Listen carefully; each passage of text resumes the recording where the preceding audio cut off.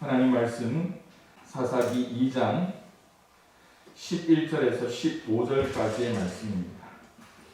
우리 한 목소리로 공독하겠습니다. 시작. 이스라엘 자손이 여호와의 목전에 악을 행하여 바알들을 섬기며 애굽 땅에서 그들을 인도하여 내신 그들의 조상들의 하나님 여호와를 버리고 다른 신들 곧 그들의 주위에 있는 백성의 신들을 따라 그들에게 절하여 여호와를 진노하시게 하였으되 곧 그들이 여호와를 버리고 바알과 아스타롯을 섬겼으므로 여호와께서 이스라엘에게 진노하사 노략하는 자의 손에 넘겨주사 그들이 노략을 당하게 하시며 또 주위에 있는 모든 대적의 손에 팔아 넘기심에 그들이 다시는 대적을 당하지 못하였으며 그들이 어디로 가든지 여호와의 손이 그들에게 재앙을 내리시니 곧 여호와께서 말씀하신 것과 같고 여호와께서 그들에게 맹세하신 것과 같아서 그들의 괴로움이 심하였더라. 아멘. 할렐루야. 창세기부터 시작한 그 성경의 전체적인 맥락과 흐름이 모세 오경 그리고 여호수아를 지나서 이제 사사기로 넘어왔습니다. 참 감사한 것이 중간에 하다가 창세기하고 출애굽기 하다가 여러분 성경 읽을 때 어디가 위기라고요? 레위기를 읽을 때쯤 되면 위기가 찾아오죠. 너무 어렵고 힘들어서 포기하려고 하는데 설교도 마찬가지입니다. 읽기 힘든 부분에 보면 뭘 하기가 힘들까요? 설교하기가 참 힘듭니다. 그런데 우리는 어떻습니까? 레위기도 넘고 신명기, 민수기 넘어서 여호수아 그리고 이제 적과 꿀이 흐르는 가나안 땅까지 우리가 들어와서 정착하게 되었습니다. 그 출발점, 물론 여호수아로 인해서 출발하지만 이제 사사기를 통하여서 그들이 이스라엘 백성들이 정착하며 적과 꿀이 흐르는 가나안 땅에서 꽃을 피워야 되는데 문제가 뭡니까? 꽃을 피워야 되는데 거기에 난관이 생긴다라는 것이죠. 그래서 사사기를 보면 히브리어로 쇼페팀이라는 단어가 쓰여 있는데 이 단어의 의미, 사사기의 의미가 재판자라는 말입니다. 그래서 이 사사기 우리가 읽었던 본문 2장 16절 이하에 보면 사사의 임무가 무엇인가 하면 재판할 때 재판관의 일을 하는 것이 아니고 민족이 원수의 압박 가운데 있을 때에 그들을 구원하고 그들을 보호하며 그들을 다시 누구에게로? 하나님께로 인도할 영적 책임자로 이 사사가 그 사명을 감당하게 된다는 것입니다. 그래서 사사기의 목적이 무엇인가 하면 왕이 없던 이 사사 시대의 정치적, 도덕적, 종교적인 이 암흑 상태에서 그들이 하나님께 돌아와서 사는 것이 어떤 것입니까? 하나님께서 주시는 평강이 어떤 것인가를 가르쳐 주는 거예요. 그런데 문제가 이 이스라엘에 보면 이 죄악이라는 것이 너무나 이게 반복적으로 순환됩니다. 그 이유가 무엇인가 하면 사사기 21장 25절 사사기 제일 마지막 절입니다. 그때에 이스라엘에 왕이 없으므로 사람이 각각 그 소견에 옳은 대로 행하였다라고 말씀하면서 우리의 중심에 누가 있는가를 생각해야 됩니다. 이 이스라엘의 상황은 정치적으로 이 사사가 통치하고 치리한다라고 하죠. 과연 그들이 왕이 있다면 왕을 통하여 하나님을 바로 섬길까요? 저는 단순히 이 왕이라는 것이 사사기를 보면서 우리가 누구를 의지하는가? 여러분은 하나님을 믿고 있습니까? 하나님을 의지하고 있습니까? 이스라엘도 그랬을 거예요. 그런데 문제가 뭡니까? 왕이 없으므로 자기 소견에 옳은 대로 행했다라고 이야기합니다. 그 소견이 무엇인가를 우리에게 가르쳐주고 있다는 거예요. 그래서 이 사사기의 역사가 몇 년 동안 지속되는가? 300년밖에 안 됩니다. 사사기에 온니엘부터 시작되는 이 사사의 시작이 나중에 가면 누구에게서 끝납니까? 삼손에게서 끝나요. 그런데 이 삼손의 시기와 맞물리고 있는 약간의 겹쳐지는 시기가 있습니다. 누굴까요? 유명한 사무엘이죠. 그죠? 겹쳐지는 부분이 많이 있습니다. 그 속에서 하나님께서 어떻게 그들을 사용하시고 있는가를 우리는 배우게 됩니다. 그래서 이 사사기에 보면요, 12사사라고 이야기합니다. 온니엘, 에훗, 삼갈, 드보라, 기드온, 돌라, 야일, 입다, 입산, 엘론, 압돈, 삼손. 왜 이 12명을 제가 말씀드릴까요? 사사기에 설교 제목이 12번이 남아 있습니다. 누구를 중심으로? 12사사를 중심으로 이제 제가 맥 잡는 성경 강의에 이제 사사기 부분을 할 텐데, 여러분, 이 사람들이 잘났을까요? 이분들이 하나님의 특별한 권능을 받았을까요?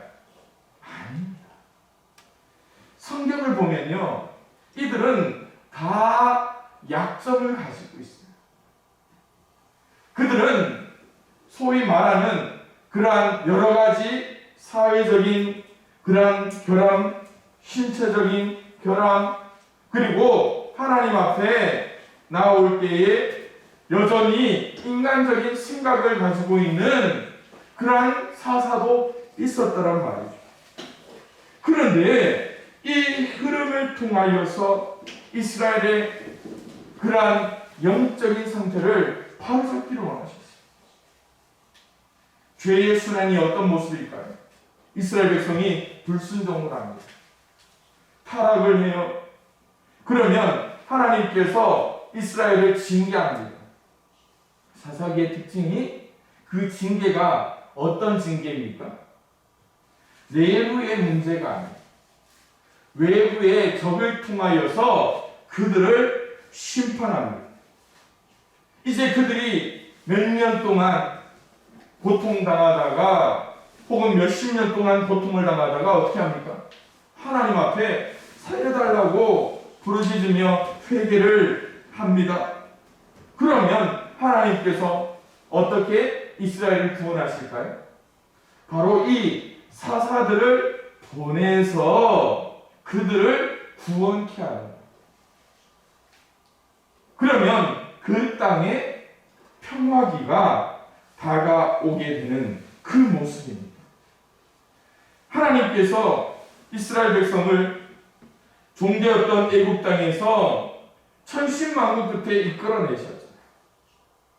여러분, 광야 40년이라고 하면 수월했던 것 같습니까? 아니잖아요. 아직 우리 이 자리에 있는, 그리고 온라인을 통하여서 예배 드리시는 우리 성도들을 보면 40년이라는 시간 결코 짧은 시간이 아니에요. 저를 예로 든다면 40년 시간 빼보세요. 지금 우리 어린 재윤이처럼 철없이 그냥 막 돌아다니는 그 나이에 사람이 저란 말이에요. 그런데 그 시련과 또한 연단을 겪고 약속의 땅에 들어왔는데 문제가 뭡니까? 그들이 만약에 하나님과의 약속을 지키지 못하면 무엇 때문입니까? 오늘 설교 제목과 같이 그들 가운데 있는 가시와 올무가 큰 역할을 하더란 말이죠. 그러기에 그들에게 다가온 우상 숭배, 또한 하나님을 떠나는 백성들이 우상 숭배를 겸하여 그들이 불의하게 행동하는 그 모습, 그리고 그것을 통하여 이스라엘 백성들의 삶은 파괴되어지잖아요. 그게 어떻게 나타나는가 하면 2장 1절 말씀에 보면 그들이 하나님의 버림을 받음으로 말미암아 복임이 생겼다라고 표현해요. 복임이 뭡니까? 우는 자가 생겨났다라고 이야기하거든요. 그런데 설상가상으로 6절 이하에 보니까 그들을 인도했던 여호수아도 죽습니다. 그들을 다스렸던 모세가 떠날 때에 그 능력이 여호수아에게 임함으로 말미암아 하나의 구심점이 있었는데 그것마저 상실해 버리니까 그들은 어떻게 됩니까? 영적인 영도자를 잃어버린 그러한 백성처럼 자기의 뜻대로 자기의 소견에 옳은 대로 행해버립니다. 그러기 위해서는 오늘 이 말씀을 통하여 이스라엘의 올무와 가시, 그런데 더 나아가 나의 모습 속에 있는 가시와 올무를 바라보고 우리가 어떻게 살아야 될 것인가 한번 고민해 보고자 합니다. 그렇다면 오늘 말씀을 통하여서 이 가시와 올무가 어떤 것일까요? 그것은 바로 거짓 종교를 통하여서 이스라엘 백성에게 다가오는 유혹의 모습이 바로 가시와 올무라는 것입니다. 여러분, 아이들에게 간식을 준다고 생각해 보십시오. 한 손에는요, 아이들에게 가장 좋은 건강 보약이 어떤 게 있을까요, 여러분? 어떤 게 있을까요? 자, 홍삼을 먹여봅시다. 홍삼. 자, 그런데 아이들이 자, 홍삼을 먹으라 하면 와, 홍삼이다 하면서 올 애가 있을까요, 없을까요? 한 100에 하나는 있을 거예요. 자, 그런데 아이들이 좋아하는 게 있더라고요. 요즘 아이들과 같이 지내는 시간이 오래되니까 제가 그걸 알아갑니다. 뭐 다른 데는 문방구에서 파는 불량식품, 그렇죠? 근데 여기는 학교 앞 문방구가 없으니까 우리 아이들은 뭘 좋아하느냐 하면 학교 앞 문방구에서 팔 만한 그런 약간 색깔 진한 과자들이 편의점에 있습니다. 일주일에 한 3번 정도는 가서 그걸 사줘야지 집안이 평안합니다. 여러분, 무엇 때문에 우리는 이 본질을 좋게 하는 것에 마음을 두지 못하고 우리의 눈에 보기 좋은 진한 색깔, 우리의 미각을 아주 진하게 자극할 만한 그런 것에 마음을 뺏기는가를 한번 생각해 봐야 됩니다. 그래서 이 올무와 가시와 올무가 뭐냐? 이스라엘 백성들이 마음을 뺏길 만한 이방 종교, 거짓 종교의 모습이 바로 그런 거라는 거예요. 왜일까요? 에덴 동산의 아담과 하와의 모습 속에서도 그들이 원했던 것이 무엇인가, 그들이 속아 넘어갔던 것이 무엇인가를 우리는 알 수 있잖아요. 에덴 동산 중앙에 생명나무가 있었습니다. 그런데 생명나무에 대해서 유혹이 있었습니까? 없었습니까? 없었어요. 생명나무라는 게 뭘까요? 인간의 본질적인 그러한 원하는 생명의 근원되는 그 나무였을 거예요. 그런데 마귀, 사탄은 무엇을 가지고 유혹을 합니까? 눈으로 보암직함, 우리 입으로 먹음직함, 우리의 생각을 통하여서 시혜롭게 할 만한 자극적인 것을 통하여 다가왔잖아요. 그때 아담과 하와의 마음이 움직이다란 말입니다. 광야 40년을 통하여서 그들이 훈련받은 게 뭡니까? 신명기 8장에 사람이 떡으로만 살 것이 아니요 하나님의 입에서 나오는 모든 말씀으로 살지니라. 그런데 그들은 여전히 무엇에 민감합니까? 하나님의 말씀 듣는 것, 들으면서 먹는 게 본질적인 것에 그들은 생각을 두지 못하는 거예요. 그들은 어디에 마음을 뺏깁니까? 육신의 종교, 안목의 종교, 이생의 자랑이라는 것에 그 마음을 빼앗기고 만다라는 것입니다. 이것을 어떻게 이겨낼 수 있을까를 우리는 생각해야 되는데 실은 우리는 답을 알면서도 거기에 나아가지 못하잖아요. 이스라엘 백성의 모습을 다시 한 번 더 이야기 드립니다. 애굽에서 종살이 430년, 광야 나그네 생활 40년을 통해서 그들은 이제 새로운 일들에 도전을 하게 됩니다. 가나안에 정착함으로 그들은 정착이라는 것을 통해서 뭘 해야 됩니까? 여러분들이 하는, 대부분이 하시는 농사를 해야 됩니다. 그들이 가나안 땅에 들어와서 가장 큰 문제가 뭐였을까요? 그들이 가나안 땅에 들어올 때 가만히 있으면 그들이 사는 곳이 젖과 꿀이 흐르는 땅이 될까요? 아닙니다. 무엇가 있어야 됩니까? 농사를 하기 위해서는 비가 와야 돼요. 또 그 땅이 비옥해야 되는 거예요. 그러니 자연스럽게 이미 그 땅에 살고 있었고 이스라엘 백성들이 여호수아를 통해서 봤던 것처럼 쫓아내지 못했던 가나안의 이방 민족들과 뭘 해야 됩니까? 교류를 해야 됩니다. 어쩌면 우리 귀농한 우리 집사님들이 어떻게 하면 농사를 잘 지을 수 있을까? 어떻게 하면 이 병해충을 이겨낼 수 있을까? 어떻게 하면 이 좋은 품질의 농산물을 만들어낼 수 있을까? 혼자만의 시행착오로는 안 되는 거예요. 그래서 쫓아내지 못했던 그들을 노예로 삼고 쫓아내지 못했던 그들에게 일들을 배우게 되는 겁니다. 그런데 그들의 생활에 꼭 나오는 게 있습니다. 이스라엘 백성들은요, 하나님에 대한 생각이 점점점 멀어지는데 쫓아내지 못했던 그 땅의 이방 민족들의 마음속에 더욱더 간절하게 지키고 있는 것이 뭘까요?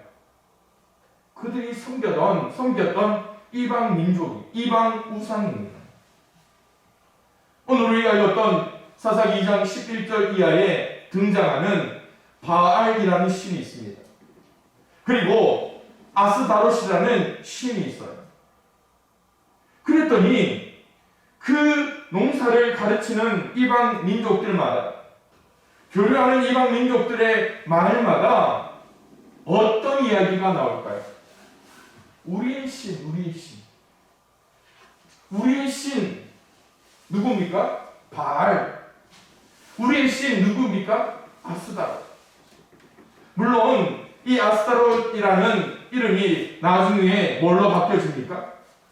앞에 있는 아세라로 바뀌어지죠. 그런데 이게 문제예요. 무엇이 문제입니까? 이 바알이라는 신은요, 이 풍요로움을 상징하는 거예요. 땅의 산물을 상징하는 거예요. 그러니까 여러분 보시면 뭐가 중간에 있는 바알 신의 모습을 보십시오. 어떻게 됩니까? 힘센 남자의 상징을 가지고 있잖아요. 그런데 이 바알 신의 파트너가 있습니다. 누굴까요? 바로 아스다롯입니다. 어떤 신입니까? 아름다운 여자의 몸을 가지고 있는 그러한 여성 파트너예요. 이게 뭡니까? 이 여성으로서 사랑, 그리고 혹은 전쟁의 신으로 상징되는데, 풍요롭기 위해서 바알의 힘을 통하여 무엇이 필요합니까? 농사를 지을 때 많은 사람들이 필요합니다. 그러니까 바알의 제사를 보면 남자의 제사장이 있으면 아세라 혹은 아스다롯의 제사장은 여사제들이 나와서 거기에서 예배를 드리는 것이 아니라 무엇을 할까요? 여러분, 성행위를 하면서 그 땅의 풍요와 그 땅에 농사가 잘 될 것, 그 땅에 사람들이 많이 태어날 것들을 이렇게 빌고 있다라는 거예요. 그런데 여러분, 바알의 신이 나중에 어떻게 바뀝니까? 여기 나오는 대로 뭘로 바뀝니까? 소의 형상을 하게. 이스라엘 백성이 광야에서 머무는 그때에 모세가 하나님의 계명을 받기 위해 어디로 갑니까? 시내 산으로 올라갑니다. 그때 이스라엘 백성이 아론에게 요구한 것이 있죠. 무엇을 요구합니까?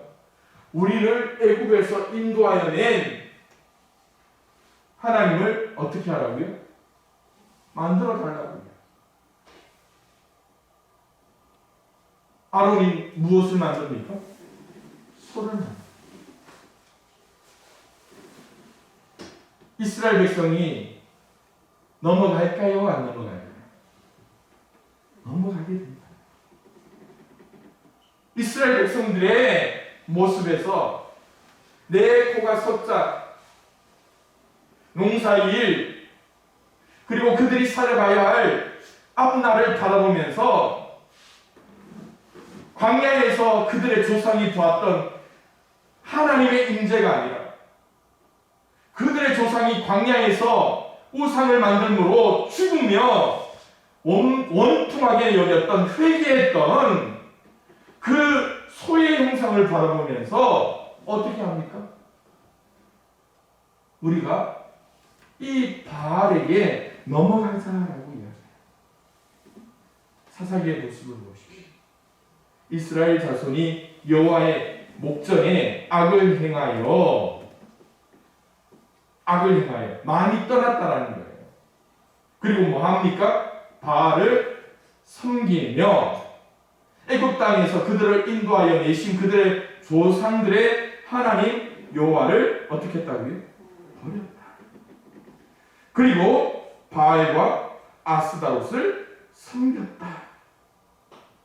여러분, 거짓 종교가 이렇게 우리를 매혹적으로 유인하고 있다.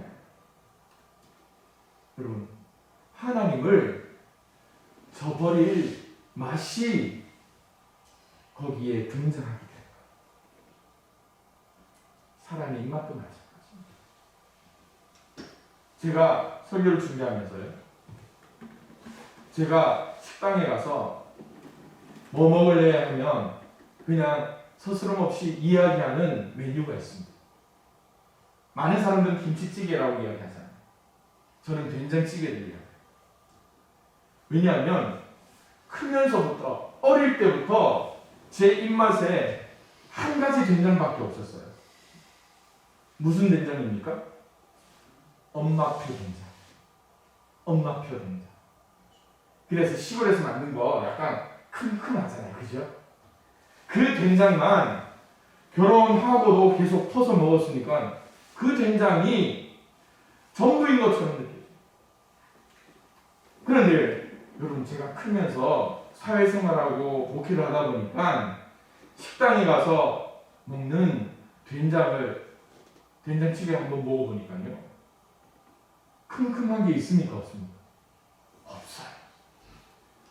이야, 이게 무슨 맛인가? 너무 좋은 거예요. 여기서 결정타. 일본에 단기 선교를 하러 갔는데요. 무슨 이야기할지 대충 아실 거예요. 일본에 거기 있는 분들과 식사를 하는데 거기서 된장찌개 비슷한 걸 먹었어요. 무슨 된장입니까? 미소야 된장. 우와, 너무 제 입맛에 뭔가 이거 뭐 불량식품처럼 제 입맛에 막 사로잡는 거예요. 그때 제가 선물을 받았어요. 무슨 선물을 받았느냐 하면 미소된장 팩을 하나 받아요. 스프처럼 되어 있는 요만한 봉지를 딱 풀어 찢어가지고요. 요만한 컵에다가 부어서 적기만 하면 엄마가 30년 동안 해준 된장보다 더 맛있는 거예요. 저를 아주 나쁜 불효자처럼 여러분들 보고 계시는데 그랬다고요.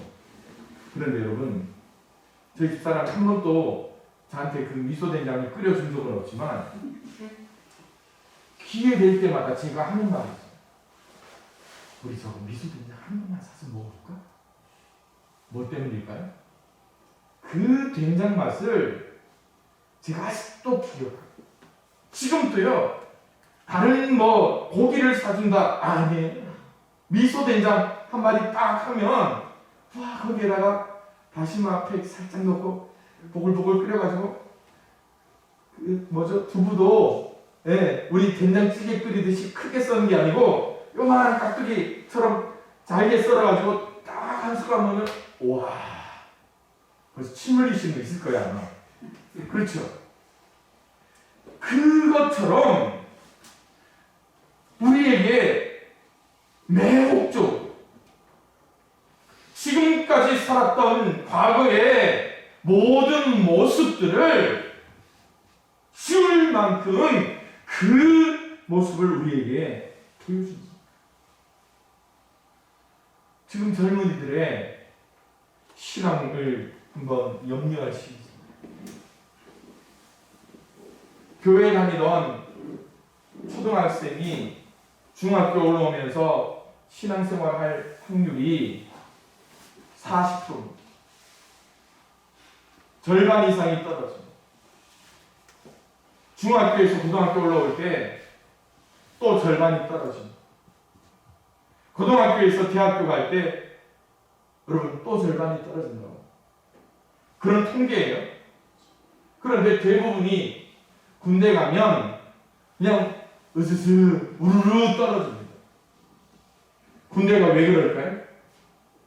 사람들이 그렇게 이야기합니다. 야, 여기 와서 군대니까 누가 보냐, 담배도 피워보고 술도 먹어보고 그래야지 사회생활 잘한다. 그러면서 누구를 이야기하잖아요. 야, 저 고참도 교회 잘 다니는 사람인데 지금 교회 안 다녀. 저 사람 아빠가 목사고 저 사람 아빠가 장모님인데도 교회 안 다녀. 뭐 너라고 특별한 일이냐? 야, 교회 다니지 마. 그 한마디에 어떻게 할까요? 사회에서 그렇게 도덕적인 그리고 높은 도덕성을 요구했지만 군대 가보니까 아무것도 아니야. 그것이 우리에게 올무로 와버리고 우리에게 가시처럼 되어버린다. 지금 한국교회의 위기가 여러분 나타난 사건이 있잖아요. 대표적인 게 신천지입니다. 20년, 30년 신앙생활하면서 성경 10독, 20독, 30독 했는데 신천지에서 포교하러 와서 부르는 거예요. 요한계시록 펴놓고 이 말씀이 무슨 말씀인지 알고 있습니까? 권사님이고 집사님이고 거기에 대답하는 사람이 없어요. 그럴 때 신천지에서 어떻게 유혹합니까? 우리 예배에, 우리 성경 공부에 한 번만 와보면 이 요한계시록뿐만 아니라 성경 전체의 말씀을 다 이해할 수 있다고 해요. 그러면서 2달짜리 코스 성경 공부 마치고 나면 거기에 들어갔던 권사님이고 장로님이고 목사고 교회에 발을 못 디디는 거예요. 왜요? 큼큼한 된장보다 깔끔한 미소 된장을 맛본 사람처럼 그 맛이 사람의 마음까지 뺏어가기 때문에 오늘 이 거짓 종교의 실체가 어떤 것인가 우리가 알지 못하면요, 우리는 100% 넘어지고 만다라는 거예요. 그러기에 우리에게 주어진 이 상황 속에서 때로 절제하며 때로 훈련하며 우리가 하나님을 더 깊이 알아가는 훈련을 해야죠. 지지난주에 제가 설교를 통해서 말씀드렸던 말씀 기억하십니까? 우리가 다 하나님의 아들을 믿는 것, 그리고 또 뭐예요? 아는 일. 믿는 것, 여러분, 아는 일, 이걸 구분하셔요. 믿는 것은 은혜로 주어지는 거예요. 그런데 그 복음을 알아가는 것을 뭐라고 표현하고 있습니까? 일이라고 표현하고 있잖아요. 투자해야 된다는, 노력해야 된다는 거예요. 그럴 때에 우리가 하나님의 아들을 아는 것, 믿는 것과 아는 일이 하나가 되어 온전한 사람을 이룰 수 있다는 영적 분별력이 여기서 나타나는 거죠. 그러기에 우리 양평교회가 오늘 이 사사기의 말씀처럼 혼란한 때처럼 우리가 이 입에 달콤한 것이 아니라 내 영에 좋은 것을 더 사모하며 나갈 수 있기를 주님의 이름으로 축원을 드립니다. 그런데요, 이 가시와 올무가 어떤 것인가를 또 하나 우리는 그 실체를 알아야 됩니다. 그 실체가 뭘까요? 가시와 올무라는 것이요, 우리로 하나님을 떠나게 하는 역할을 한다는 것이죠. 12절에 보면 이렇게 말씀합니다. 애굽 땅에서 그들을 인도하여 내신 그들의 조상들의 하나님 여호와를 버리고 다른 신들 곧 그들의 주위에 있는 백성의 신들을 따라 그들에게 절하여 여호와를 진노하게 하였으되라고 말씀합니다. 이스라엘 백성들이 누구를 버립니까? 여호와를 버립니다. 그 여호와가 단순한 여호와가 아닙니다. 애굽 땅에서 그들을 인도하여 내신 하나님이에요. 조상들의 하나님이라는 겁니다. 그런데 그들이 하나님을 버렸다. 그런데 하나님을 버렸는데 그 뒤에 뭐라고 합니까? 다른 신들을 따라 그들에게 절하며 라고 이야기했습니다. 이 절했다라는 표현이요, 억지로 했던 표현이 아닙니다. 자신들이 좋아서 이방 신들에게 절을 했다라는 거예요.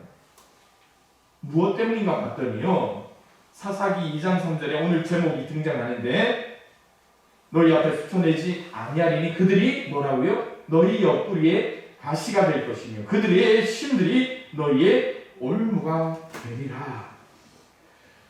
가시와 올무가 될 것이다. 여기서 가시라는 말이 무슨 말인가 하면, 옆구리의 가시가 무슨 말인가 하면 우리는 옆구리를 찌른 가시처럼 생각하잖아요. 그렇죠. 그런데 이 히브리어를 그대로 직역을 하면 너희에게 옆구리가 될 것이다. 가시가 너희 옆구리가 될 것이다. 예, 무슨 말씀인지 잘 생각하십시오.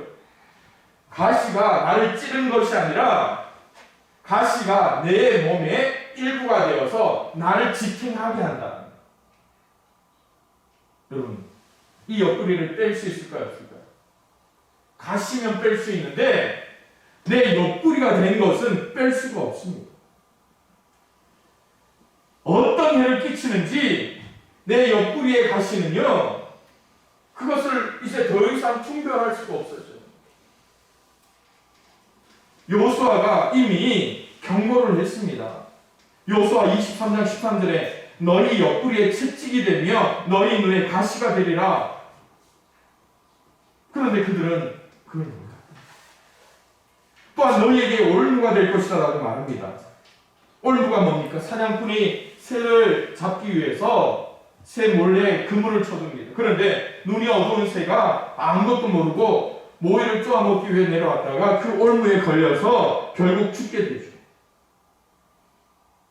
이스라엘 백성이 영적으로 어두워지니까 이 이방신이 쳐놓은 그물을 깨닫지 못하고 거기에 걸려들어서 죽게 된다. 가시와 올무가 바로 그런 역할, 하나님과 우리 사이를 멀어지게 한다는 겁니다. 그러기에 우리의 신앙 가운데 필요한 것, 오늘 제가 계속 거듭해서 말씀하고 있는 분별력이 우리 가운데 있느냐? 시험 당할 때 우리에게 분별력이 있느냐? 가시가 우리를 찌를 때 분별력이 있느냐? 그것이 얼마나 중요한가를 우리는 깨달아야 한다는 것이죠. 그런데 우리가 그것을 알지 못할 때에 결국 이방 민족과 친하게 농사를 배우다가 거기에 넘어가요. 이방 풍습에 넘어가는 거예요. 결국 하나님을 버립니다. 결국 이방 신을 섬기게 되는 거예요. 그러므로 말씀에 결론을 냈습니다. 성도는요, 쉽고 편한 것에 마음을 뺏겼어야 합니다. 신앙생활하면서 쉬운 것, 거기에 우리의 마음이 현혹되어서는 안 됩니다. 한 번의 은혜로 우리는 세상을 다 얻은 것처럼 경험하는데 2주 전에 말씀드렸죠. 그 첫 은혜가 영적 갓난아이라는 거예요. 자라기 위해서는 끊임없는 연단이 필요하다는 거예요. 옳고 바른 것을 선택해야 됩니다. 그렇지 않으면 우리는 그것을 저버릴 수밖에 없습니다. 하나님은 어떤 하나님인가? 우리는 지식적으로 너무 잘 알고 있어요. 어떤 하나님입니까? 여러분에게 종이 하나씩 나눠주고 하나님에 대해 쓰십시오. 아마 한 1인당 최소한 10개, 20개씩은 씁니다. 그런데 그것을 내가 지식적으로 알고 있느냐, 아니면 체험을 통해 알고, 체험을 통하여서도 알아야 됩니다. 그러나 지식을 통하여서도 흔들림 없이 우리는 알아야지 되는 거잖아요. 그러다 보면 그것마저도 없어지면 하나님께 만족하지 못하고 이리저리 휘둘려지게 한다는 거죠. 여러분, 묵묵히 좀 오래 걸린다 하더라도 그것을 참여해야 돼요. 인스턴트에 빠져있는 우리의 먹거리가 아니라 지그시 기다려야 하는 그러한 것에 마음을 다시 내놓아야 합니다. 그러기에 하나님을 바로 알고 바로 믿고 바로 살아가는 결단이 있을 때에 우리의 신앙 가운데 나에게 찾아온 가시와 올무를 빼낼 수 있다. 여러분의 신앙을 한번 되돌아보십시오. 여러분의 신앙 가운데 여러분을 넘어뜨리고 있는 올무가 무엇입니까? 여러분의 옆구리에 벌써 언제부턴가 한 한 몸처럼 지탱해버린 가시가 무엇인가를 찾아야죠. 분별해야죠. 그러면 다시금 하나님의 자리로 돌아올 수 있다는 겁니다.